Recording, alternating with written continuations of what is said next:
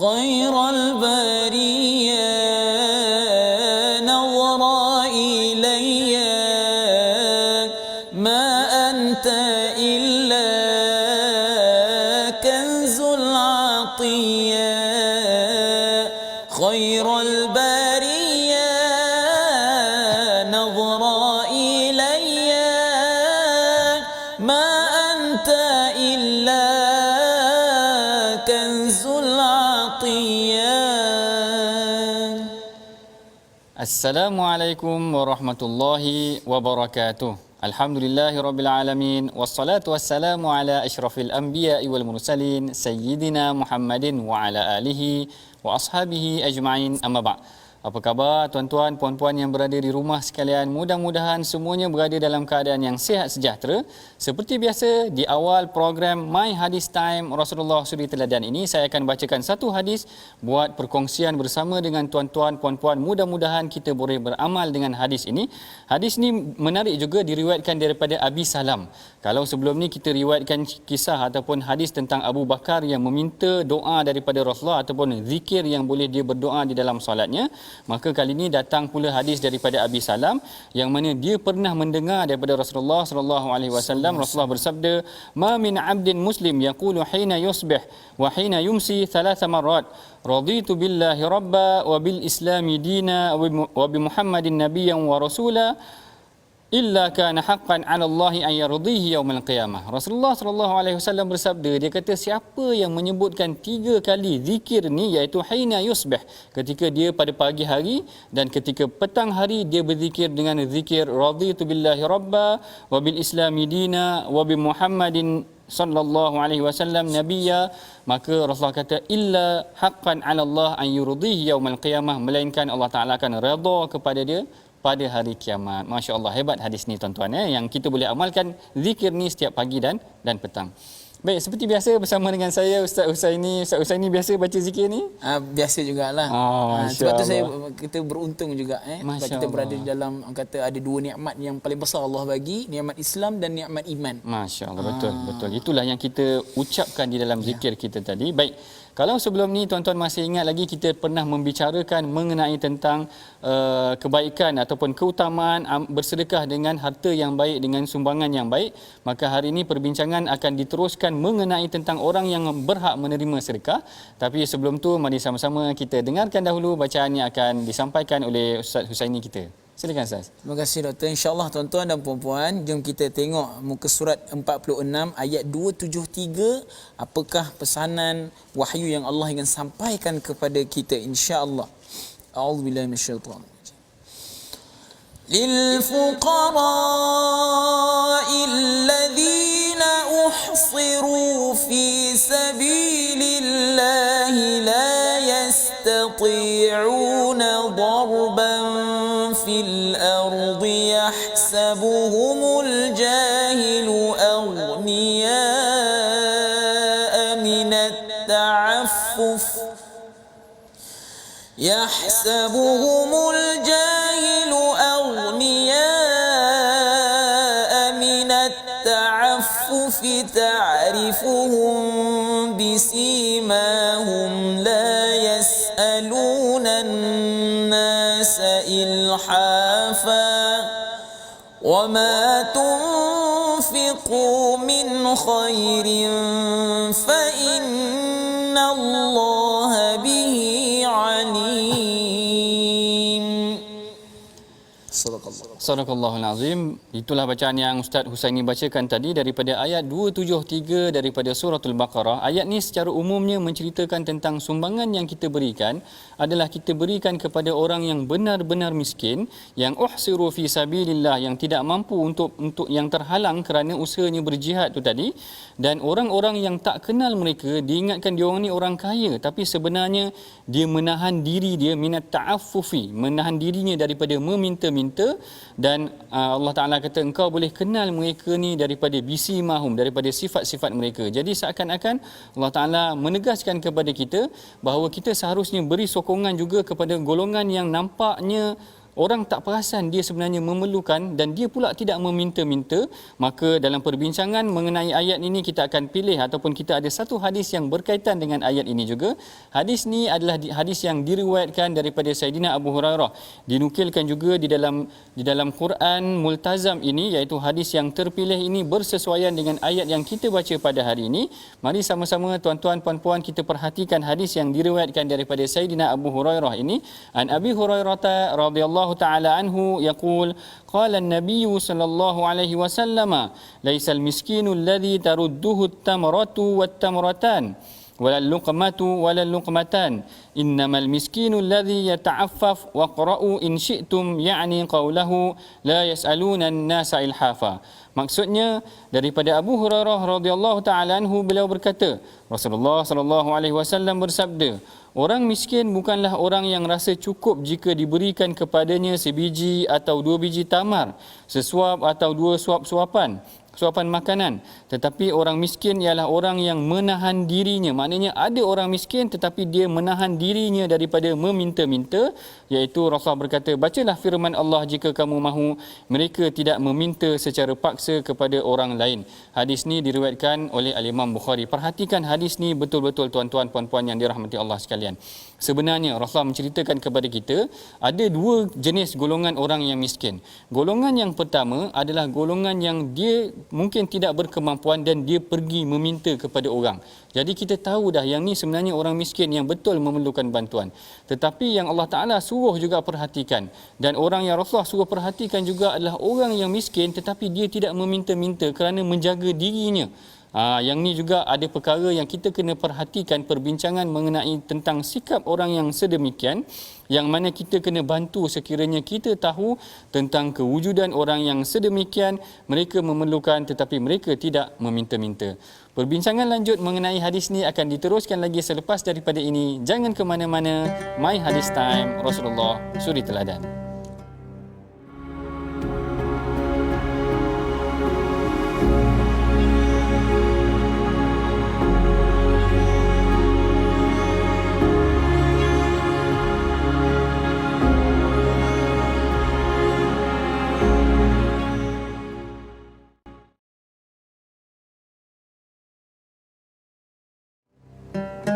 Alhamdulillah tuan-tuan dan puan-puan, kita kembali lagi dalam perbincangan hadis pada hari ini, iaitu harta kepada siapa yang berhak.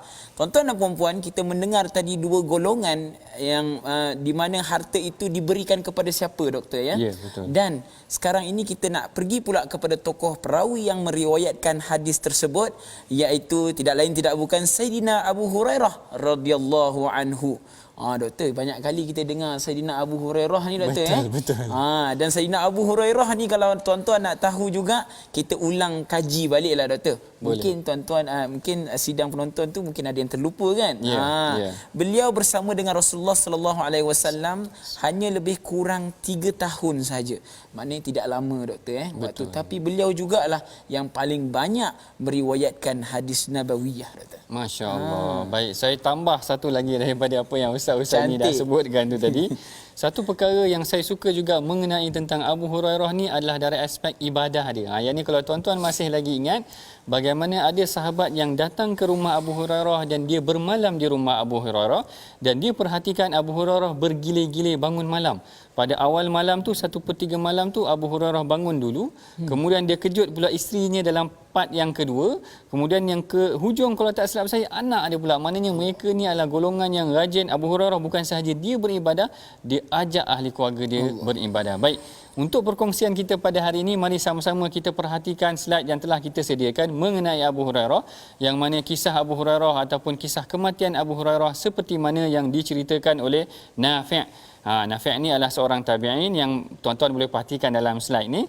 Kata Nafi', seorang tabi'in dan murid kepada Abdullah bin Umar, semasa jenazah Abu Hurairah diusung, Abdullah bin Umar tidak berhenti mendoakannya dan berkata, Abu Hurairah ialah orang yang paling banyak meriwayatkan hadis Nabi sallallahu alaihi wasallam. Perhatikan di sini, sebenarnya dia nak menceritakan bagaimana Abu Hurairah adalah seorang yang sangat-sangat tekun dan sangat-sangat banyak menyampaikan hadis Nabi. Bahkan beliau dipuji oleh rakan ataupun anak kepada Saidina Umar, iaitu Abdullah bin Umar, seorang yang telah mempunyai pengetahuan yang luas juga dalam bidang hadis. Beliau sendiri memuji Abu Hurairah sebagai seorang lelaki yang banyak meriwayatkan hadis, yang menyampaikan hadis daripada Nabi SAW. Apa kelebihan sampaikan hadis ni? Saya masuk sikitlah huraian ya. Apa kelebihan sampaikan hadis ni? Rasulullah dalam sebuah hadis yang lain, Rasulullah kata naddarallahu mur'an sami'a maqalati fawa'aha wa hafizaha. Rasulullah kata naddarallahu mur'an sami'a maqalati. Allah Taala akan memberikan seri wajah ataupun memberikan ketenangan kepada orang yang menyampaikan hadis aku. Dia dengar, dia faham dan dia sebarkan hadis aku. Mudah-mudahan barangkali sebab itulah Rasulullah Abu Hurairah tadi banyak menyebarkan hadis Nabi SAW. Baik, kita masuk pada perbincangan kita mengenai tentang orang yang layak menerima sedekah. Kalau sebelum ni kita ceritakan bagaimana sedekah tu Ustaz ini mesti daripada hasil yang baik, maka hari ni kita cerita tentang orang yang layak menerima sedekah. Sebab kalau kita perhatikan tadi, hadis tadi menceritakan ada dua golongan orang miskin. Yang pertama, orang miskin yang memang meminta-minta. Tapi yang kedua yang dibimbangi juga adalah orang yang yata'affaf, iaitu dia menjaga dirinya daripada meminta-minta. Yang ni yang juga kita kena cari. Perkara ni dihuraikan sendiri oleh al-Imam Iraqi. Al-Hafiz al-Iraqi dia kata makna al-hadis annal miskin al-kamila al-maskanah wal muta'affif alladhi la yatufu 'ala an-nas wa la yas'aluhum. Yang betul-betul miskin ni sebenarnya adalah orang yang cuba menahan dirinya. Yang ni yang kita kena cari betul-betul. Sebab yang kalau betul-betul miskin, kita boleh nampak dia datang minta-minta sedekah tu, kita tahu dah dia miskin. Tapi yang membimbangkan kita juga tuan-tuan adalah orang miskin yang kita tak tahu. Yang ni yang kita kena cari juga. Yang ni lah juga yang Rasulullah berikan kepada kita saranan. Rasulullah kata kalau kita tahu ada ahli keluarga kita, maknanya ada saudara mara kita, makcik kita ke, maklum kita ke yang susah, kita tolong dia. Sebab dalam sebuah hadis Rasulullah kata as-sadaqatu 'alal miskin sadaqah. Sumbangan ataupun sedekah kepada orang miskin ni memanglah sumbangan, tetapi wa 'ala dzir rahmi thintan. Dan kalau kita sedekah kepada orang yang ada hubungan silaturahim dengan kita ni, kita akan dapat dua pahala. Satu pahala sedekah dan satu pahala menghubungkan silaturahim. Masya Allah, hadis Rasulullah ni memang sangat benar. Kalau kita sekadar bersedekah kepada orang yang minta-minta ni, dapatlah kita pahala sedekah. Tapi kalau kita cari mana yang pakcik-pakcik kita, makcik kita, orang yang memerlukan, kita bagi dia, kita dapat dua pahala. Pahala sedekah, satu pahala menghubungkan silaturahim. Maknanya dia sendiri seronok. Dia sendiri seronok. Bahkan kalau kita perhatikan juga, sebenarnya keseronokan memberi sedekah ni adalah pada orang tu. Maknanya macam mana saya nak cerita, maknanya bila kita bagi sedekah, orang tu dapat sumbangan kita tu, dia senyum tu. Dia gembira lah. Dia punya kegembiraan tu. Ada setengah orang dia seronok tengok orang tu senyum. Betul. Saya Macam saya pun suka tengok doktor senyum. Bukan yang tu lah itu. Yang tu senyum itu sedekah. Yang tu sedekah, baik. Yang ni adalah bila saya ingat kalau tak silap saya ada seorang syekh namanya Dr. Yasir Qadhi kalau tak silap saya. Dia teringat waktu dia bagi sumbangan, dia di US, di Amerika, dia bagi $1 kepada orang yang homeless ni, kepada orang yang minta sedekah ataupun yang tak ada rumah ni. Dia kata bila orang tu senyum, bila orang yang dapat sumbangan tu senyum, dia kata aku rasa tak cukup bagi RM1 atau tak cukup bagi $1 kerana keseronokan bila tengok orang tu seronok, kita rasa seronok. Kelapangan ni yang kadang-kadang bukan semua orang boleh dapat. Satu kelebihan yang Allah Ta'ala beri juga, dia seronok untuk tengok orang seronok. Dia seronok untuk tengok orang bergembira dengan apa yang diberikan ataupun apa yang dapat disumbangkan. Baik, kita akan lanjutkan lagi perbincangan kita selepas daripada ini. Jangan ke mana-mana. My Hadis Time, Rasulullah Suri Teladan.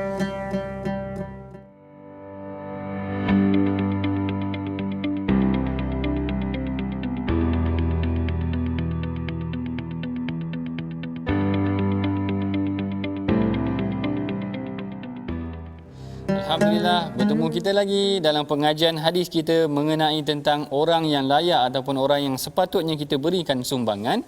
Kalau sebelum ni Allah Ta'ala meminta kita mencari juga golongan yang tidak meminta-minta tetapi mereka memerlukan, maka dalam hadis pun sebegitu juga. Rasulullah menjelaskan bahawa bukanlah miskin tu sekadar orang yang meminta-minta yang cukup dengan 1-2 suapan tu tadi, tetapi yang miskin tu adalah orang yang betul-betul yang sebenarnya memerlukan tapi mereka tidak meminta-minta ataupun mereka sebenarnya menahan diri mereka daripada meminta-minta juga adalah satu perkara yang tidak kena. Ini adalah sisi yang kedua. Sisi yang kedua daripada pemahaman hadis tu, yang pertama adalah mereka yang tidak meminta-minta tetapi mereka memerlukan sumbangan sebenarnya. Yang ni adalah orang yang kita kena bagi. Yang kedua juga pemahaman daripada hadis ini adalah dia sebenarnya memerlukan tapi dia tidak meminta pun, Rasulullah rasa macam tak kena juga. Ataupun ada penafsiran lain yang mengatakan golongan ni pun sebenarnya yang betul-betul miskin juga sebenarnya, kerana dia memerlukan, sepatutnya dia pergi juga mendapatkan hasil daripada apa yang dia perlukan. Kerana perkara ini sebenarnya pernah berlaku juga di kalangan sahabat Nabi. Kalau tuan-tuan pernah dengar, ada beberapa peristiwa di dalam hadis. Saya bagi sebagai satu contoh,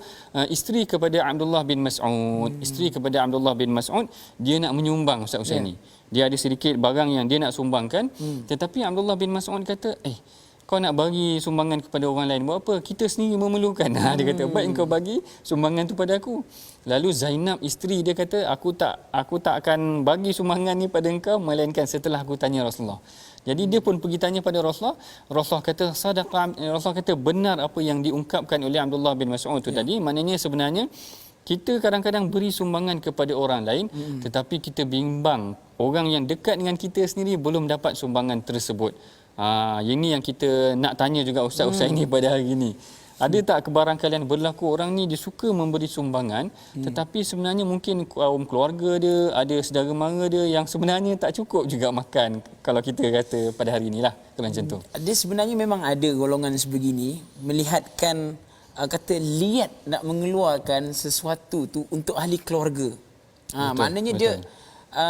Dia sekarang ni zaman teknologi. Maksud dia mungkin ada bersangkut paut dengan kalau aku sampaikan kat orang ni, orang akan cakap aku begini. Okay. Sehingga kan sampai orang keluarga sendiri rasa macam orang kata adalah peribahasa tapi saya lupa sudah. Tapi dia kata keluarga sendiri itu terbiar dalam keadaan yang terkontang-kanting. Tak tahu di hutan disusukan ke? Yes, betul. Yang itu dia. Tak jumpa tadi doktor. Terima kasih. Jadi benda macam itulah yang kita nak kena elakkan. Baik. Yang ni juga barangkali termasuk dalam pemahaman hadis kita yang Rasulullah sebutkan tu tadi. Bukanlah orang miskin tu orang yang meminta 1-2 suapan, 1 biji 2 biji kurma, tetapi orang yang miskin juga adalah orang yang menahan diri dia daripada meminta-minta. Maksud menahan diri daripada meminta ni tadi ada dua seperti yang saya sebutkan. Pertama, memang dia sebenarnya memerlukan tapi dia menjaga hak ataupun dia tak nak tunjuk yang dia miskin. Dan yang kedua sebenarnya golongan yang sebenarnya memang kena pergi meminta. Rasulullah kata maknanya orang ni memang betul-betul miskin kerana dia dah memerlukan. Betul. Tapi dia tidak minta bantuan daripada orang lain. Yang ni sebenarnya pun kalau ikutkan sebenarnya tidak kena. Baik, kita telah pun hampir sampai ke penghujung rancangan. Seperti biasa, mari sama-sama kita bacakan dahulu resolusi ataupun pengajaran apa yang boleh kita amalkan daripada hadis yang telah kita pelajari pada hari ini. Yang pertama, kita hendaklah memberikan sumbangan kepada orang yang benar-benar memerlukan. Yang kedua, kita hendaklah membantu saudara mara yang memerlukan sebaik mungkin. Dan yang ketiga, kita berusaha menjauhi sikap meminta-minta orang lain. Kalau kita maknanya kita telah cukup dengan apa yang kita ada, berilah maknanya hak kepada orang lain yang barangkali lebih memerlukan. Okey. Baik, seperti biasa di penghujung rancangan ini saya menyeru kepada tuan-tuan, puan-puan yang dirahmati Allah sekalian, ayuh mari sama-sama kita menyumbang kepada tabung gerakan Al-Quran. Tabung yang akan kita gunakan untuk memperkasa program-program pengajian Al-Quran dan hadis, mengqurankan bangsa, mengikhlaskan ummah kita. Mudah-mudahan sumbangan tuan-tuan diberkati oleh Allah. Dan kita telah pun hampir sampai ke penghujung rancangan ini. Seperti biasa saya mengajak tuan-tuan, puan-puan, marilah sama-sama kita berdoa. Mudah-mudahan Allah Ta'ala merahmati pengajian kita pada hari ini, Ustaz. Terima kasih Dr. InsyaAllah tuan-tuan dan puan-puan, ayuh sama-sama kita angkat tangan, memohon kepada Allah Subhanahu Wa Ta'ala diberikan kita kelapangan dalam hidup, kesucian hati, dan mudahan Allah Subhanahu Wa Ta'ala menerima segala amal kebaikan kita insya-Allah. InsyaAllah. Bismillahirrahmanirrahim. Alhamdulillahi Rabbil Alamin. Wassalatu wassalamu ala ashrafil anbiya'i wal mursalin wa ala alihi wa sahbihi ajma'in.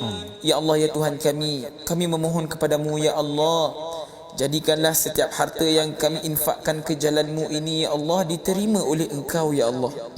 Ya Allah, ya Tuhan kami memohon kepadamu ya Allah, jangan Engkau pinggirkan ahli keluarga kami ini ya Allah daripada menerima segala kebaikan yang kami salurkan ini ya Allah.